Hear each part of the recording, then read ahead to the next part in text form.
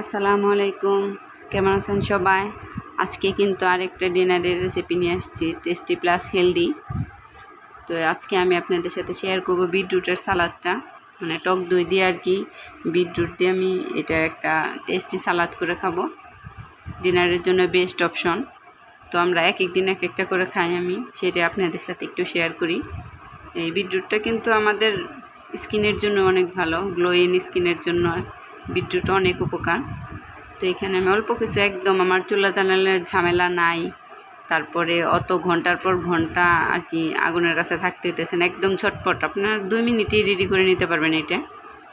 তো অল্প কিছু উপকরণ দিয়েই কিন্তু হয়ে যাইতেছে। যেহেতু আমি স্পাইসি বেশি পছন্দ করি না, এর জন্য আমি অল্প একটু কাঁচামরিচ নিয়েছি। তো আমি মিক্সড করব এখন।